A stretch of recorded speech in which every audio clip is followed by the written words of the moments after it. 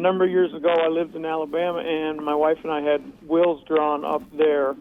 And now we retired and moved down here to Lynn Haven in Florida. Are our wills still valid in Florida?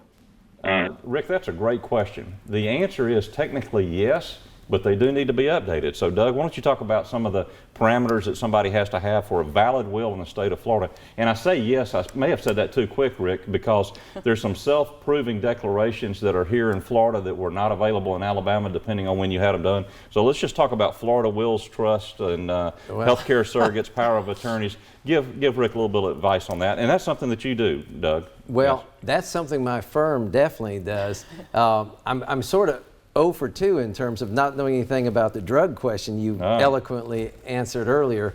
But I would say this, I mean, my general understanding is that if you're a Florida resident, you really should talk to a Florida estate planning attorney and see about wills, durable powers of attorney, and healthcare surrogate. And we were talking before the show about a little twist that, you know, we all have kids, and when they become 18, they're adults. And of course, we're not saying they should run out and have wills and stuff, but if they ended up in the hospital, they're adults. And so the doctor could say, well, where is your form, your healthcare surrogate form, where we talk to you about it, you know, even when you're the parents. So it is something everyone should think about. I have a will and durable power of attorney and declaration. I'm sure you do too, Larry. I'm sure you do, Courtney. Right? Well, Rick, let me just address this to you real quick. As far as the will is concerned, it's best to sit down with an attorney, because if you've been here for a number of years, your assets may have changed. I met with a client just this past week. It's one of my very old clients. I shouldn't say very old, but a long-standing client. And we went through his trust with him, and there were numerous changes. I actually had notes from 2010, and then I had notes from 2005 that I had when we first kind of set things up. And believe me, things change, people change.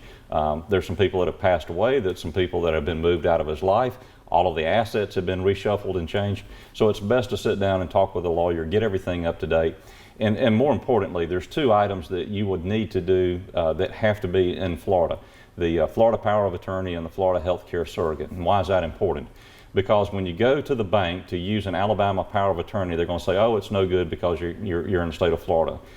Technically, it's still good, but you're arguing with a clerk. You're arguing with somebody who's not a judge, you're arguing with somebody that's not a lawyer, and you're going to lose that battle, because they're looking down their checklist, and in their checklist at Wells Fargo, it says, must have an in-state power of attorney to be valid. You're going to lose that all the time, so that's a definite that you probably need to do.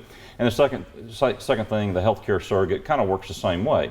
If you happen to go in the hospital, or your wife goes in the hospital, and you're having somebody to help make decisions, you want to make sure you have an up-to-date healthcare surrogate form filled out and available, so that the right person is making the right decisions on your behalf if you're unable to make those decisions on your own. So better safe than sorry. Reach out, talk with an attorney. To upgrade these or redo these items, it doesn't cost much money, just a few $100s, and you can make sure that it's done right and accurate and save yourself a lot of heartache and trouble in the meantime.